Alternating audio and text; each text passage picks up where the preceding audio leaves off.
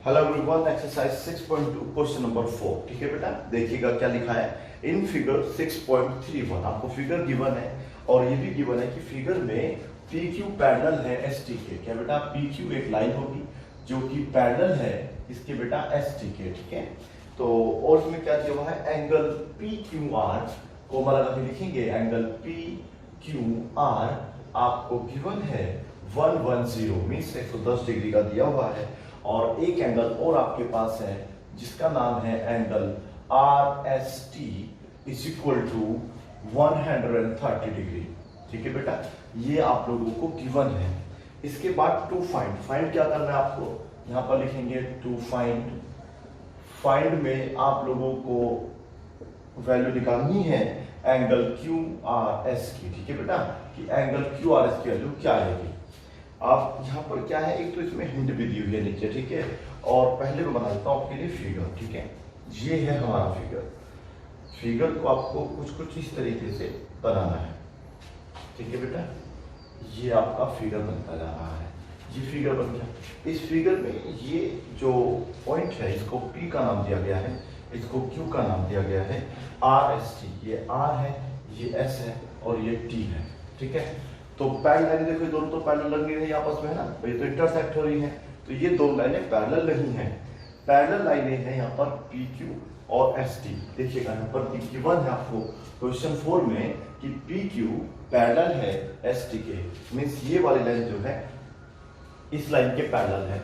एक कंडीशन समझ पाए बेटा, पी क्यू आर कहाँ पर है आप लोगों का, ये है पी क्यू आर। इसकी वैल्यू दी है 110 मीन्स 110 डिग्री और आर एस टी की वैल्यू दे रखी है 130 डिग्री।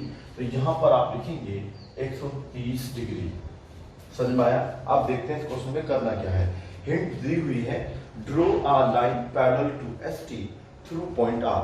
आपको जो है एक लाइन खींचनी है पैरेलल जो कि एस टी के पैरेलल होनी चाहिए। ठीक है बेटा, और वो भी पॉइंट आर से।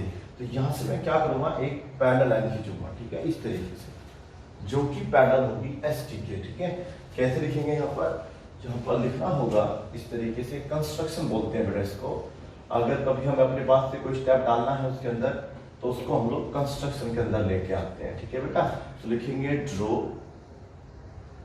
अ line.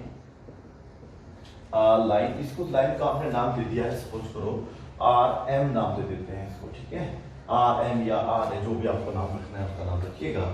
R M, draw a line R M parallel to S T. ठीक है बेटा, कि आपको जो है आर एम पैरेलल खींचना है किसके बेटा, एस टी के। इतना R M parallel S T के। तो आप देखिएगा अगर ये दोनों आपस में पैरेलल है तो फिर ऑटोमेटिकली आपका पी क्यू जो होगा आर एम के पैरेलल हो जाएगा।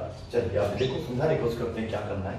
तो अभी हम चाहेंगे ये पूरा जो एंगल है, देखिए सुनिएगा थोड़ा सा आप लोग, ये पूरा एंगल जो है इस वाले एंगल के बराबर हो जाएगा। ठीक है, अभी हमारे पास ये वाला एंगल नहीं है, तो आप बताइए ये वाला एंगल कैसे निकाला जाए, ये वाला एंगल किस तरीके से निकलेगा। अगर आपको पता हो, अगर मैं इन दोनों को ऐड करूंगा तो बताइए कितना हो जाएगा।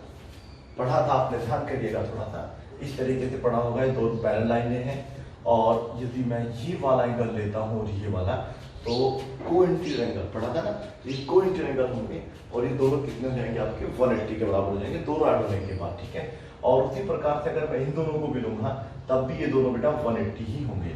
तो यहाँ पर इस तरीके का फिगर है, देखिए आप, ये लाइन पैरेलल है, ये दोनों आपस में पैरेलल है। ठीक है, और ये दोनों को इंटीरियर एंगल बन जाएंगे। ठीक है, मीन्स अगर मैं इस वाले एंगल को और इस एंगल को ऐड करूंगा तो टोटल मेरा 180 बनेगा और क्यों बनेगा, वो ऑप्शन होगा को इंटीरियर एंगल का। ठीक है बेटा, चलिए अब मैं आपको इस क्वेश्चन को सोल्व करके बताता हूँ कि कैसे हमें इसे सोल्व करना है। सोल्व कैसे करना है, आप सबसे पहले लिखेंगे ये लाइन पैरेलल बताना पड़ेगा। ठीक है, इट इज गिवन दैट, या हमें बाय कंस्ट्रक्शन एस टी अब पैरेलल है किसके बेटा, आर एम के। ठीक है, इसलिए देयरफॉर ये एक रीजन रहेगा। ठीक है, आप लोग अब लिख सकते हैं कि जो आपका आर एस टी है, क्या बेटा, angle R S T, okay, plus angle, इस वाले एंगल का नाम देंगे हम लोग एस आर एम। क्या नाम देंगे बेटा, एंगल एस आर एम बराबर है 180 डिग्री। और क्यों है, रीजन मैंने आपको बताया, यहाँ लिख देना आप लोग को इंटीरियर एंगल्स, क्या लिख देना बेटा, को इंटीरियर एंगल्स। शुरुआत में पढ़ा था जब ये चैप्टर हमने स्टार्ट किया था आपके लिए। और आर एस टी की वैल्यू आपको गिवन है 130 degree plus S R M अब हमारा निकल के आ जाएगा, बताइए कितना आएगा। अब आपको क्या करना है, इस 130 को उधर लेके चले जाना है, ठीक है।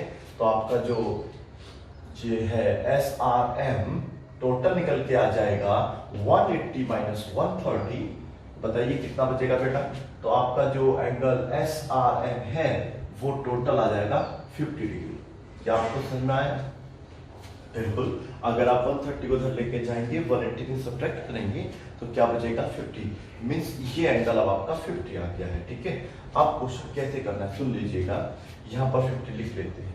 अभी आपको कैसे करना है, ये आप यहाँ से हटा देते हैं पहले थोड़ा सा, ठीक है। याद रखना है कि पी की जो है एस टी के पैरेलल है, ठीक है, इसको आपको भूलना नहीं है। और क्यू आर एस निकालना है, इसको मैं थोड़ा सा यहाँ से हटा देता हूँ। चलिए अब मुझे आप बताइएगा, इफ अब यहाँ पे हम लिखेंगे इफ पी क्यू पैरेलल है किसके बेटा, किसके पैरेलल दिया था, एस टी के पैरेलल दिया था, है ना।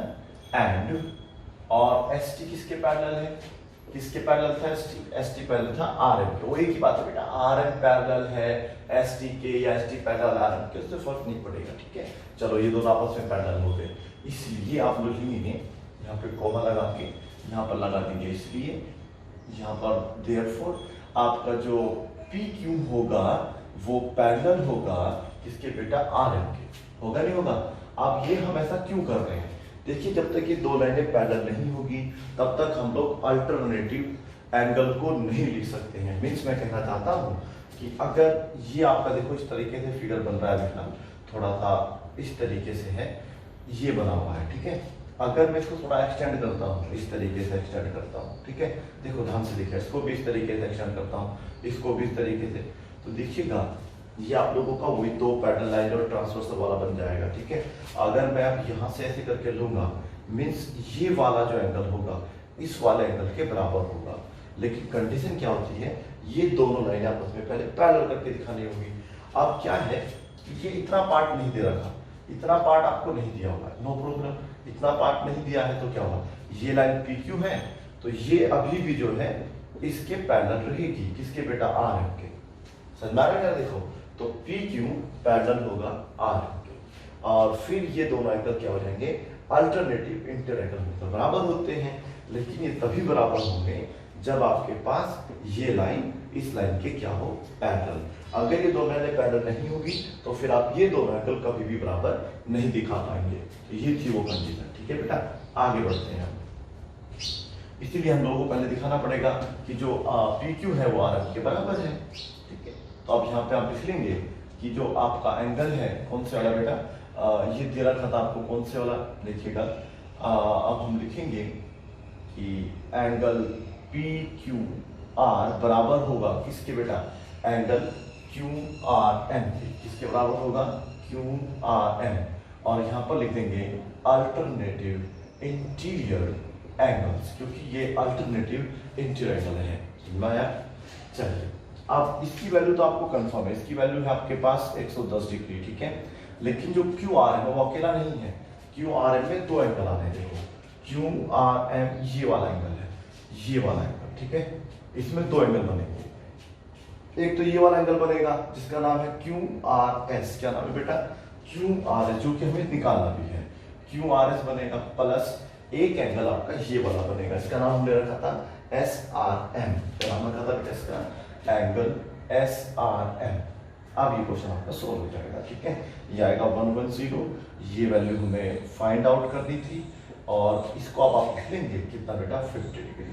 अभी 50 इधर आके कहता हो जाएगा माइनस का, तो यहाँ पे लिख लेना है करके 110 degree minus 50 degree is equal to आ जाएगा क्यू आर एस।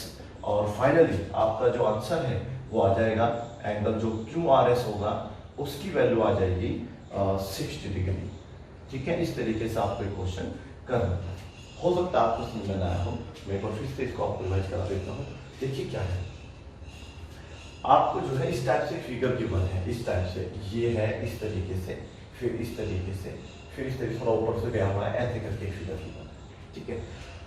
आपको जो है ये वाला एंगल निकालना है और ये दिया है आपका 110 मतलब 110 डिग्री का एंगल दिया हुआ है और आपके पास ये वाला एंगल भी 130 डिग्री है। ठीक है, मैंने कहा देखो जेड लगभग यहाँ भी बन रहा है, देखो ये जेड टॉर्क बन रहा है, लेकिन क्या है कि ये दो लाइन आपस में पैरेलल नहीं है, तो इसलिए ये वाला एंगल जो है इस वाले एंगल के बराबर नहीं हो सकता। हाँ, हमने कहा ये लाइन आपस में पैरेलल थी तो हमने एक लाइन यहाँ पे पैरेलल खींची। ठीक है बेटा, उससे क्या होगा, ये जो लाइन है इस लाइन के पैरेलल हो जाएगी क्योंकि ये दोनों पहले पैरेलल थी और मैंने ये इसके पैरेलल खींची होगी। अगर मैं ये लाइन इसके पैरेलल खींचूंगा तो फिर ये अपने आप ही इसके बराबर हो जाएगी। ठीक है, और फिर आप देखिए अगर मैं थोड़ी देर के लिए इसे हटा देता हूँ तो ये आपका देखो जेड बन गया बेटा, तो ये वाला एंगल इस वाले एंगल के बराबर हो जाएगा। लेकिन समस्या क्या है कि ये एंगल तो अभी भी यहाँ पे लाइन रहेगी, तो पहले मुझे ये वाला एंगल निकालने से पहले इस वाले की वैल्यू पता करनी होगी, इस वाले की। ठीक है, अगर मेरे पास ये वैल्यू पता होगी तो फिर मैं ये पूरा तो एक ही हो जाएगा और ये पूरा एंगल मिलके बनेगा इसके बराबर।